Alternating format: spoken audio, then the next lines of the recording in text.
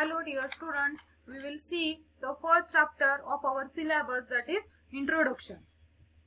After studying this chapter, the learner should able to develop the knowledge of business and management principles.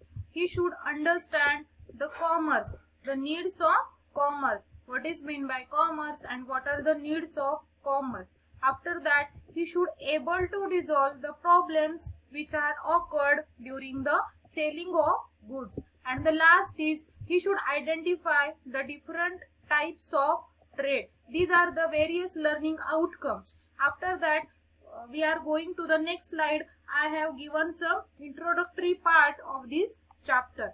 The human life is based on the principle of work. The work is essential part of our life. The person adopts some professions or some occupations. Pharmacy is one of the profession. The minimum qualification for the pharmacy is D.Pharm. After obtaining the D.Pharm, the person has two options. Either he work as a pharmacist in government hospital or in private hospital, or he may be open his own drug store. Therefore, to run the smooth business, we have a knowledge of business. Therefore, in this subject, we will study all the points which are essential in the business activity.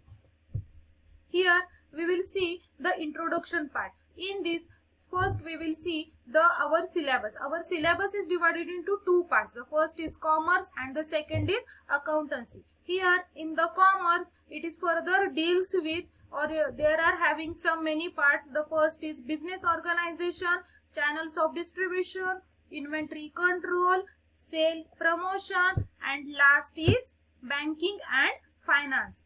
Here in the accountancy, it is further divided into these four parts.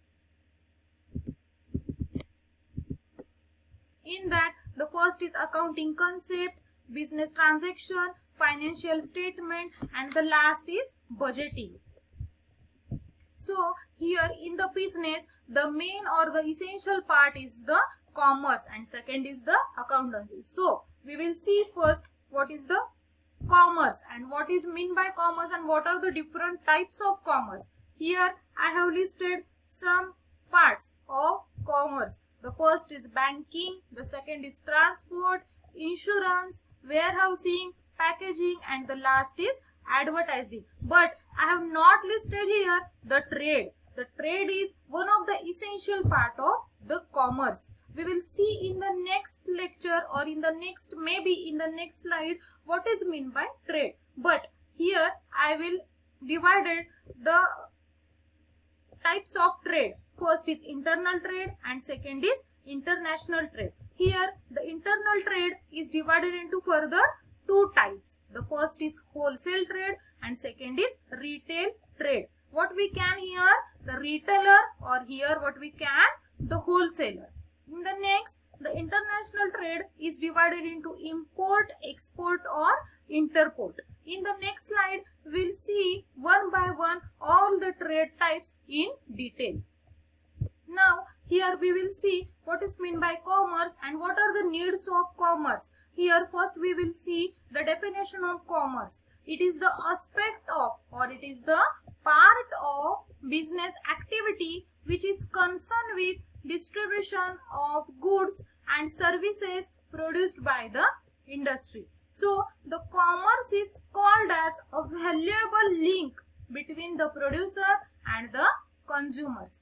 The commerce is consist of various parts or various systems which we have previously discussed, that are transport, insurance, warehousing, etc. When the passage of goods and services, there are occur some problems or there are occur some hindrances. The hindrances is also called as the problem. When the passage of goods and services, there are occur some hindrances. Here I have listed some hindrances. The first is hindrances of person, hindrances of exchange, hindrances of place, hindrances of time, hindrances of knowledge, hindrances of risk of damage, and the last is hindrances of loss. In the next slide, we will see in deeply what are the different types of hindrances. First we will see here the hindrances of person. Here the basic problem faced by the producer is communication. How the producer communicate with the consumers or customers. The commerce develop the contact between producers and sellers through the trade. Here the commerce is overcome the problem of the producer by communicating it through the trade. The next is hindrances of exchange. Here the goods are produced by the industries are exchanged by means of money, but here the main problem is mode of payment. But here also the commerce is dissolve or solve the problem by means of providing the services which are mostly banking or various financial institutions. So here also the commerce solve the problem by providing the services like bank or financial institutions. The next is hindrances of time. Here the goods are produced in the anticipation of demand of customers. Here there is necessary to make the arrangement for their storage. So here the commerce overcome this problem by providing the warehousing. So when in the retail shop there is shortage of goods, in the retail shop when there is shortage of goods, the retailer take the goods from their warehousing, but he does not need to wait for the production of new goods from the producer. So here also the commerce give or commerce help to the consumers, or he overcome the problem of time. The next is hindrances of place. Here the producer send his goods to consumer as far or as near. The commerce overcome this problem by the way of transportation. Here it safely transport all the goods from the place of production to the consumer place. So here also the commerce overcome this problem by giving the way of transportation. The next is risk of damage. During the transportation, the goods may be spoiled or may be damaged. But this problem is overcome by giving the safe and proper packaging so that the product transport safely. Here also the commerce overcome this problem by giving the method of packaging.